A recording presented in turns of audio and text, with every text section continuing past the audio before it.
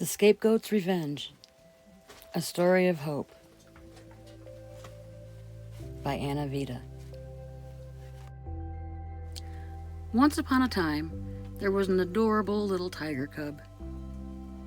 Anybody in their right mind would have recognized her beauty and perfection, but for some reason, unknown to her, she was being raised by a family of creatures who could not see her beauty and perfection. Rather, they refused to see it. They insisted on telling her she wasn't even a tiger cub like she knew she was. They told her she was a goat and called her kid. They insisted she do fancy little rat-a-tat tap dances with her tiny hooves, but of course she couldn't. This made them roll their eyes and scoff at her. She couldn't do anything. Poor little tiger cub. She searched her furry striped paws for any signs of hidden hooves, unsheathing her long curved claws, looking between each toe and paw pad, hoping for even a tiny glimpse of hoof growth. But it was never there. No horn buds on her round tiger head either. She felt like she was wrong, a disappointment, not good enough. But her urge to roar and tear things was bigger and more compelling than the very obvious facts of not being good enough for the family of creatures she had to live with. They, of course, disapproved of her urges and pretended not to hear her fabulous growling and roaring. Likewise, when she tore great ripped-up gouges in the flocked wallpaper or brocade draperies, they pretended not to see. They just got in workers to quickly replace the wallpaper and curtains. As Tiger grew over the years, her reach became higher and gouges longer. The family learned long ago to always have a large supply of wallpaper rolls on hand, and they got good at quickly papering over her handiwork, always wearing polite smiles. They never even got angry. They papered over what she did and pretended nothing happened, for they knew she was defective. But it wouldn't look good to have a defective kid. So they pretended. They pretended everything was fine and perfect. They pretended she was a goat, for goats apparently were acceptable, whereas tigers were not. Being young, naive, and totally inexperienced, Tiger naturally believed they were right and she was wrong. But try as she might, she never understood why she was wrong. None of it made any sense. She could not understand them at all. They were not tigers. They weren't even goats. As far as she could tell, they were some weird kind of tailless monkeys. They chattered incessantly about things that meant absolutely nothing to her. Even if she had wanted to pretend in the way they did, she would not have been able to, because roaring was what made sense to her, not chattering. The one she was supposed to call father was an enigma. She never felt right trying to call him father. She didn't know why. It just gave her a sick feeling in her stomach. So she found different ways of saying, "Hey, you." He didn't seem to notice, which wasn't surprising. He was never really there, not in real life. He was more of a shadowy figure lurking around the edges. Yet, for all of his strange elusiveness, he managed to keep the others running in circles, chattering nonstop, as if their lives depended upon it. The one she was supposed to call mother was not her mother. She knew enough to know that. She had a picture of her mother, another tiger, like her. How she adored the image of that beautiful striped face and the yellow eyes that reminded her so much of her own. Her mother had escaped, never to return. That's what she wanted to do too, more than anything in the whole wide world. One day, the one she was supposed to call father caught her gazing dreamily at the picture of her mother. He snatched it away from her and threw it in the fireplace, where it shriveled up quickly into a black butterfly and disappeared up the chimney. She knew she was supposed to keep her treasured picture safely hidden. She didn't know what happened. But the father thing was outraged. He spewed his virulence at her, saying, "There is no place for filthy tigers in this house. You have a replacement mother. Just forget that nasty hellcat." She was shocked, for that was the first time she'd ever heard the word tiger spoken out loud. The replacement mother just chattered on about her flocked wallpaper as if nothing had happened. Soon, peace was restored. The replacement mother's chattering soothed the irate father thing and got him safely back into his silent place at the edge. His flare-ups didn't happen very often, but when they did, replacement mother knew exactly what to do to maintain the necessary appearance. The tiger cub didn't care about the replacement's necessary appearances or her flocked wallpaper. She missed the picture of her real tiger mother and remembered all the more fervently. She was glad when they locked her in her cage at night. That was the only time she got to be her true self and feel free, for contained within her mind and heart was the entire universe. She was happy in this place and learned about everything there. She was surrounded by pure truth. There was no chattering, no flocked wallpaper, no necessary appearances. It was the source of all life, and she could feel the intense love the universe had for her and her stripes. The best part was that her mother was there too. This was their secret meeting place, and they roared fiercely together all night, every night. They did a lot of shredding. All the fakery was in tatters by morning, when it would start all over again. It was okay that sister was a tiger, because she went out of her way to disguise it. She troweled on a lot of makeup every morning in order to cover her stripes. She walked on her back legs to look more like them, and she wore big long skirts to hide her long striped tail. This was pleasing to the replacement, and the two of them had a great time always pretending they really were mother and daughter. They even talked about getting sister's tail cut off. Tiger Cub overheard them talking about it and was horrified. She loved her own tail immensely. She didn't understand sister. Sister was good at chattering. This was smiled on and rewarded. She was given an endless supply of money for her shopping sprees, because she loved nothing more than to chatter about the latest fashions and the latest products that helped her not to look anything like a tiger. This was good. This was what life was supposed to be, judging from their conspiratorial chattering and shared joy. How did they do that? They droned on uselessly about nothing for hours, and somehow made it the only thing that could or should be taken seriously. None of it made sense to her. So when sister's stripes would occasionally show through her makeup, like when it was a hot day and some of it melted, or when her skirt got hung up on her long striped tail, the replacement pretended not to notice, but Tiger smiled secretly to herself. The twins were the replacement's real children, and they fit right in, never having had any other mother to remember or pine away for, never needing to protect any secrets or try to figure out what kind of creatures they were. They knew. They were part of the overwhelming chatter. It was strange. There was the father thing hidden away in the shadowy edges, the vortex of the chatter at the center, and Tiger roaring silently and secretly all by herself. It was almost like she and the father thing were bookends. Thousands of years later, when Tiger looked back on this time, it occurred to her that even though she hated the father thing more than she could even imagine, even though her hatred of him was a secret, even from her, until she was nearly 500 years old, she was the one, out of that whole irrelevant chattering tribe, who was the most like him, the most direct of his direct descendants. She was the projection of his insanity. She was the unwitting receptacle of his inability to cope with the truth. And this realization disgusted her. All those centuries later, it gave her the same sick feeling in her stomach as she had back when she was expected to call him father. So many secrets. And all of them neatly hidden away behind perfectly pasted flocked wallpaper. But we're getting ahead of our story. As Tiger grew up, she became more and more alienated from these people. For people, she found out, was what they were called. Or humans. The names were apparently interchangeable. She didn't learn this from her so-called family. She found out on her own.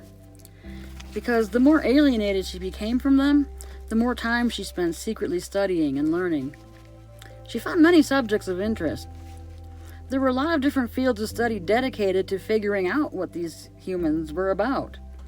biology, sociology, anthropology, philosophy, theology, psychology. She thought it odd that so much time and energy was put into unlocking the secrets of such a shallow, boring, and stupid creature. But she consumed these books like bonbons and was glad to have found them. She finally had clues. She continued her secret study on these subjects and many others, sure she would eventually figure it out, and she dreamed of the day she would finally be able to escape, like her mother did. It would be great.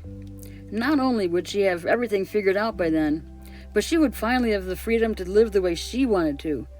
No hideous flocked wallpaper for her, just freedom and other tigers. She couldn't imagine what recognition or appreciation might feel like, as she had no conception of these things, no experience. But they were at the heart of her vague and unverbalized longings. So she developed her talents and got really good at many types of art. Music, drawing, poetry, to name just a few. She kept studying. She read tall stacks of books.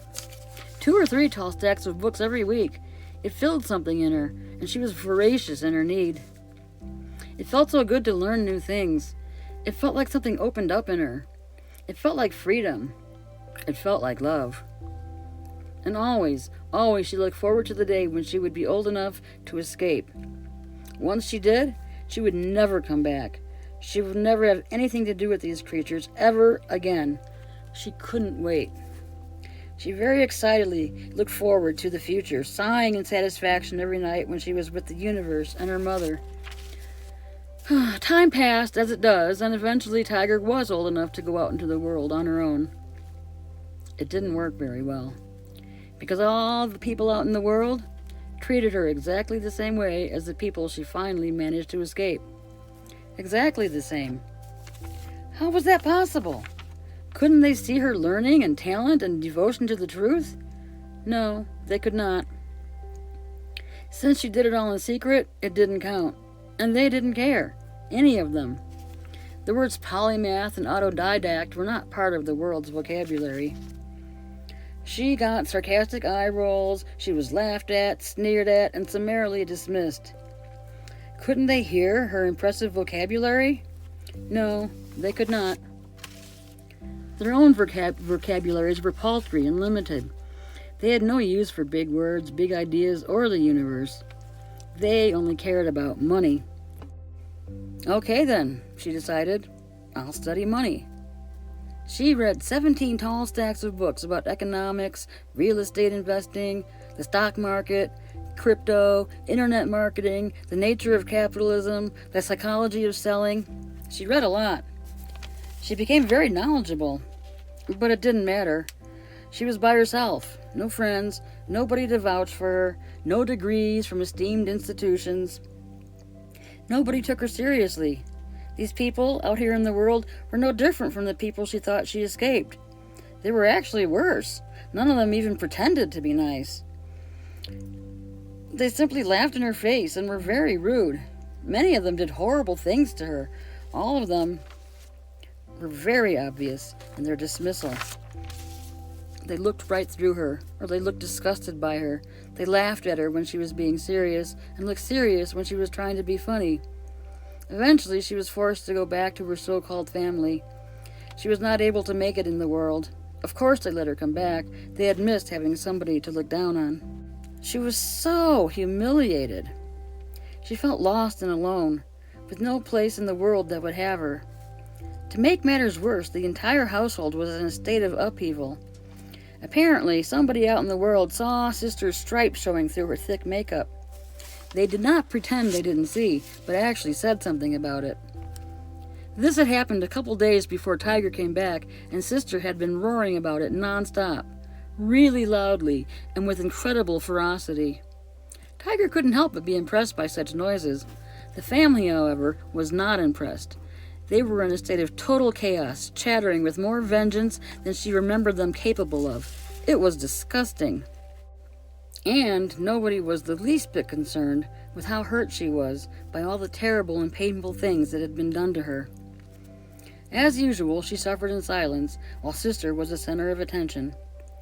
She didn't actually expect anything else from them, but some acknowledgement would have been nice. That was something she found out about while she was out in the world. She saw all kinds of people getting acknowledgement for all kinds of things. It gave her pangs of longing. They didn't have to do much to get not only acknowledgement, but recognition and admiration too. It was unbelievable. People actually got applauded for doing the silliest things, while she, who was so much more capable and so much more talented, was invisible. Having finally verbalized her previously unverbalized longings was a good start. And at least here they pretended to be nice, so the insults were easier to ignore. They really weren't, but she decided she would see it that way. If pretending was good enough for them and good enough for the whole world, then she would try her hand at it too. She also decided she needed to put all her energies into formulating a plan. All the books she read talked about the importance of making good plans. The only plans she had the first time she went out into the world was to find all the tigers. There were a couple tigers here and there, and they did recognize and acknowledge her. It was mutual, and it felt good. But in both cases, nothing ever came of it, and they both disappeared out of her life as quickly as they had appeared. But even very brief feelings of good were better than nothing, so those brief feelings of good became the basis for her plans. She found a new genre of books, called self-help books. She read and took copious notes on 34 tall stacks of them. They were very informative and full of good advice. It's just, she had no idea how to implement any of it. I better keep studying, keep searching. Certainly one of these books will spark an idea. So that's what she did, all day, every day. Well, she spent the whole night, every night, with the universe, the way she had for as long as she could remember. And one night, in the middle of the night, Eureka! She had it. She would find her mother. Why hadn't that occurred to her before this? She was so excited and couldn't wait to start her search. Now, instead of reading self-help books all day, every day, she went out and conducted an in-depth investigation into the whereabouts of her real tiger mother. She lost track of how many false leads she followed, but she followed every single one. Just because all the previous leads led to nothing doesn't mean they all would. She was extremely diligent, more diligent than anybody in the whole history of diligence, if the truth were told. And while she was so busy searching, she would fantasize. Although to her it wasn't fantasy, it was making plans. And it made her feel very grown up to be doing something as steadfast and concrete as making plans. This made her feel quite good, and she remembered a line in one of her books about how the journey was more important than the destination. See, she smiled wistfully to herself on remembering this. That just shows how much those books don't know. While that may be very true in a general sense, it's certainly not true for me. My destination is my mother, my real tiger mother. The journey is nothing compared to her. And she disappeared once again into her recurring fantasy of the two of them growling together fiercely and ripping up everything. She couldn't wait. Once she found her mother and moved in with her, for that was the key element in her plan, then everything would start working out. Not only would she have somebody special to roar and rip with, but she would soon become part of her mother's circle of tiger friends. For why else would she have left? She has to be completely surrounded by tigers. The longer her quest lasted, the more impossible it started to feel. But the more impossible it started to feel, the more determined she became, and the more fervently she dreamed of the happy reunion. She could see it now. They would recognize each other instantly and fall into each other's arms, sobbing with happiness and relief. "I finally found you," they would both say at the same time, laughing, for in her mind, her mother surely was searching for her too. It was going to be so great. She would fall asleep to that feeling on yet another long bus, train, or plane ride on her way to follow up yet another false lead, and she felt happy. She had a purpose. When she finally did find her mother, it was nothing like she imagined. It happened in a laundromat. She found the dilapidated trailer park and wasn't bothered by it, because she was someone with a purpose now. She could go on like this forever. When she knocked on the door and got no answer, a neighbor came around and told her she'd gone to the Duds and Suds on the corner. She thanked the woman and started walking to the corner. It's probably just somebody with the same name, she thought. This wouldn't be the first time. But I'm somebody with a purpose. I have to follow every lead, no matter how unlikely it seems. She knew this depressing trailer park was not the kind of place in which her beautiful, fabulous mother would ever live. She knew someday she and her mother would laugh about these exploits and all the bizarre places they brought her to. And to think, her imaginary mother would say, a vision on the chaise lounge beside the pool, I was looking for you that whole time too. Oh, how they would laugh. Oh, how they would roar. She walked into the Duds and Suds, and there was one sad and tired, very ordinary-looking woman in there, folding laundry. Certainly not her mother. Somebody this ordinary couldn't possibly know her mother, but maybe she's heard of her. Maybe she'd provide another lead. Excuse me, ma'am, she said, walking over to her. She asked if she'd ever heard of her mother. The woman looked a bit taken aback and became quite suspicious. Her eyes narrowed into slits. She asked with a gravel voice, Who wants to know? The tiger repeated her story for, what was it, the 100th time? About how she was searching for her mother and would sure appreciate any information she might be able to follow up on. The woman's eyes widened in fear as she looked around the empty laundromat. I've been dreading this day for years. What? I say, I've been dreading this day for years. But you've done it. You found me. I knew it would be you, not your sister. What are you talking about? Hey, you're the one who came up to me. I was minding my own business. What is it you want? Money? Well, save your breath, 'cause I ain't got none.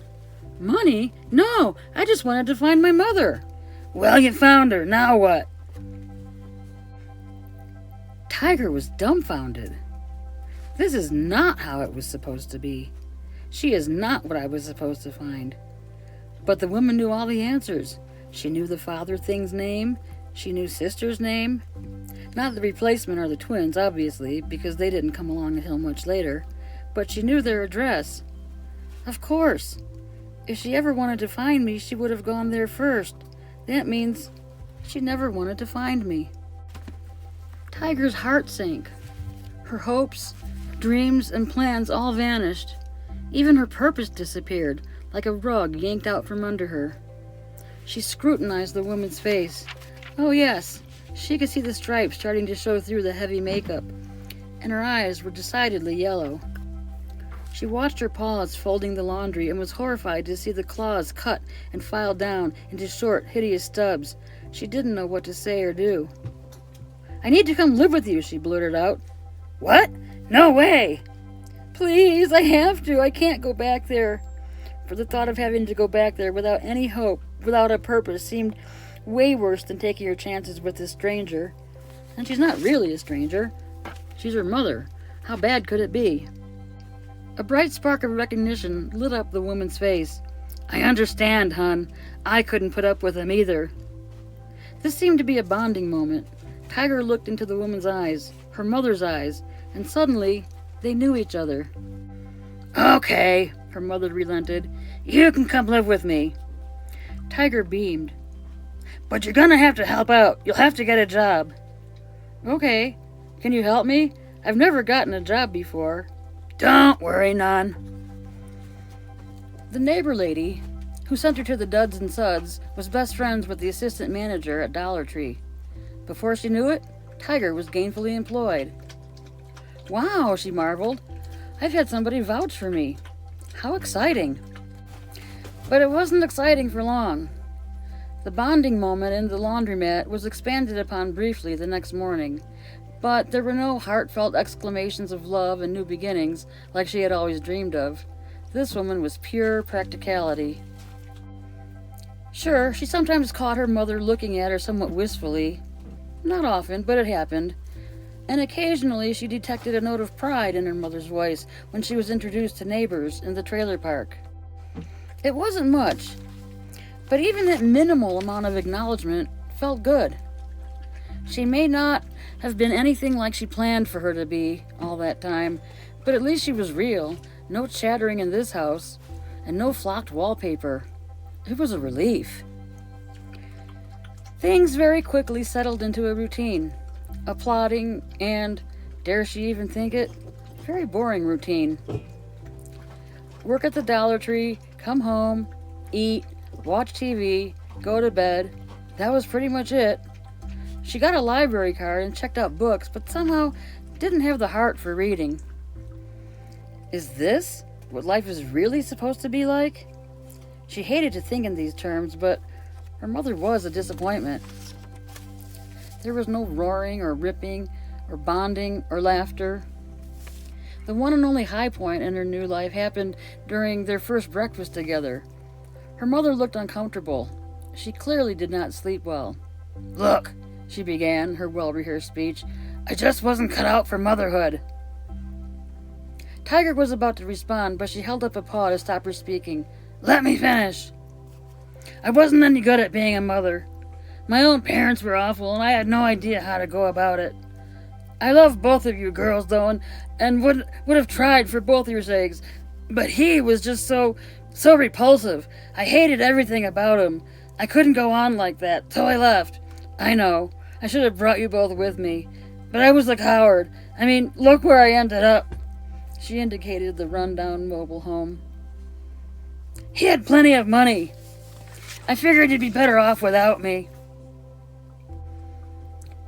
She took a deep, kind of stuttered breath, as if to gain courage, and continued. "There has not been one day since then that I haven't thought about you and your sister. I wish I had the guts to go it alone." Tiger tried to put a paw on her mother's paw to show understanding, but it was yanked away. "No, don't give me any sympathy. I don't deserve it. I did wrong, I know it. But I can't undo it. Now, I don't know what you'd want with a tired old thing like me. You said you wanted to find your mother. You're obviously a real bright girl because you did it. I just wish I wasn't so disappointing." "You're not disappointing," Tiger lied. "Mother. May I call you Mother?" "I wish you wouldn't. I don't deserve it. Just call me by my name. Call me Cat." Tiger felt a real surge of love and compassion. Her mother's sense of hopelessness and worthlessness was something she understood intimately. These feelings, never to be brought up again, at least not in such a forthright manner, folded into the reality of living out an incredibly boring and pointless life. That first afternoon, the neighbor lady came over to take Tiger to meet her friend, the assistant manager, where she was hired on the spot. The next day, at 7 a.m., her life as a menial employee started in earnest. Day after day, life plodded on in this tiresome manner. She cherished that one conversation, holding it in her heart for the reassurance she needed to maintain such a lackluster existence.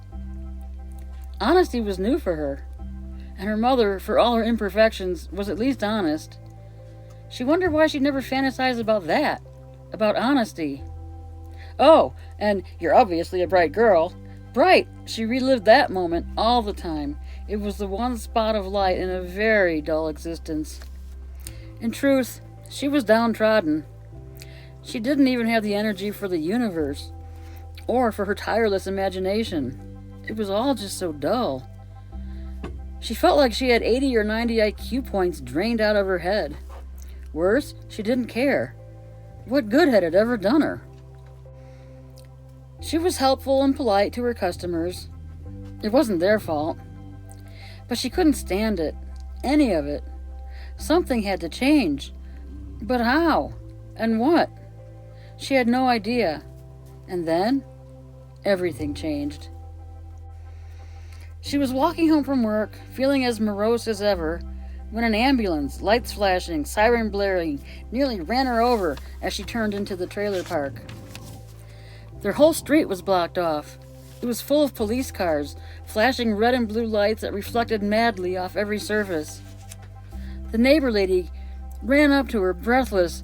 "Thank God you're home! Your mother was hit by a drunk driver! Come on, I'll take you to the hospital right now!" Tiger was stunned, shocked, in a daze. She couldn't hear anything that was said to her. Before she even understood what was going on, she was by her mother's bedside. Her head was bandaged, her plastered limbs were suspended from pulleys, and she was unconscious. This was the first time she ever saw her mother's face without the thick, disguising makeup. and her heart melted at the sight of its beautiful stripes. Her mother, as if sensing who was with her, slowly opened her yellow eyes. It took a couple seconds for them to focus. When she recognized her daughter, her tiger, her eyes lit up with joy and she smiled, real big. She let out an enormous roar, a roar she'd been stifling since the day she left.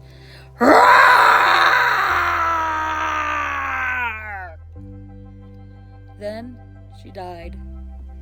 She laid there quiet now, still, dead, with a look of quiet contentment on her beautiful striped face. Tiger sobbed onto her mother's body, and then the whirlwind began. Her mother had nothing. Even the shabby mobile home was rented.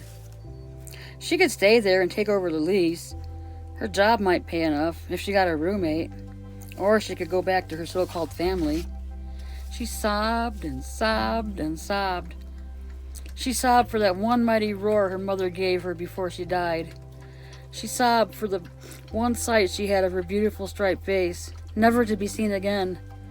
She sobbed for the sadness of her mother's life and for the guilt she felt at being disappointed in her. She sobbed for her loss. What made her sob the most, though, was knowing she could not stay there. She couldn't keep working at that pointless job in order to pay rent at her mother's empty mobile home. She had to go back, start over yet again. It was an unbearable thought. She never cried so much in her life, before this time or since. Life back at the family manse was not as bad as she remembered. It was considerably worse. Her mother was a taboo subject in this household, and since Tiger actually went to find her and live with her in a trailer park, well, that was too much. Such ingratitude. And her mother was killed by a drunk driver on top of it? Figures. It's a fitting end for such a lowlife, isn't it? How tacky. Ugh! Tiger was enraged. She roared like she never roared in front of them before. But it didn't faze them. Not one bit. They kept right on. The abuse, punishment, name-calling, mockery, and disdain was nonstop. Even from Sister. Except when the father thing was home. In front of him, it was the old pretending as usual, for he could not tolerate any acknowledgement of his first wife, even if it was derogatory. He never got over her leaving, and he was damn sure never going to let anybody remind him of that, ever. So the pretense she always hated became her time of respite. Brief as it was, because he was usually at the office. She was glad for the short breaks and the abuse. She thought of them as coffee breaks, remembering her job at Dollar Tree. And this gave her a bit of amusement, something to smile about in an otherwise bleak existence. But something was brewing in her, percolating, getting ready to come to the surface. Her time with her mother showed her something about her place in this so-called family. Actually experiencing her mother's feelings of hopelessness and worthlessness, physically living out her mother's belief about herself in that dreary situation. Even after she had escaped and should by rights have been free of it, connected with something deep down inside her.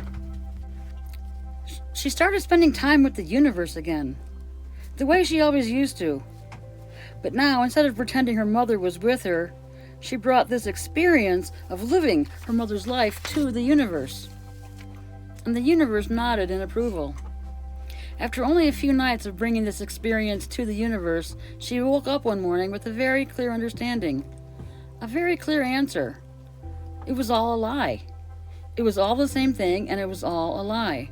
Her mother's feelings of worthlessness and hopelessness, her own feelings of being wrong and defective, none of it was true or real. It was brainwashing, or hypnotism, expectation. She wasn't sure what to call it. She had to read up on it. But she knew with a certainty so deep, so clear, so absolute, that whatever it was, her so-called father put it there. In each of them.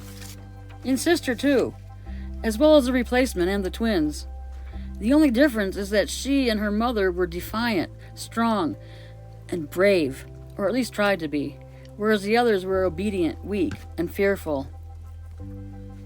Why else would they demean her so horribly about her mother? They were dissociating themselves from her. They were afraid of the father thing and did not want to be his scapegoat like she had always been. That's it. That's why they always used to call her Kid. The father thing was already gone for the day, so she had to go through a gauntlet of insults on her way out the door. But seeing them in this new light allowed her to just let it all roll off her back. She rolled her eyes at them and scoffed as she pulled the door shut behind her. Off to the library. She spent the entire day there and seriously considered hiding in the bathroom in order to get locked in for the night. But she didn't have to. She found what she was looking for quickly. Information about scapegoats. She found out it started as child sacrifice, a way for parents to blame one of their children for all their sins. And by killing the child, they are absolved. How sick, and how familiar that sounded.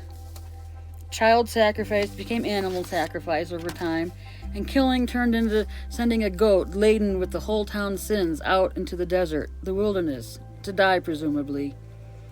That's what happened to Kat. And that's what's been happening to her. Somehow, knowing this made all the difference. Her mother really did take the father thing's sins with her, and she'd lived them out all the rest of her life. Her feelings of hopelessness and worthlessness were imposed on her by her horrible parents and her horrible husband. That was not who she really was. That one glorious roar before she died was her real self, her strong, glorious, defiant, brave, and absolutely beautiful self finally speaking her truth from her heart. Tiger knew what to do. I will not take their garbage with me, she stormed as she strided with ferocity and purpose back to the house.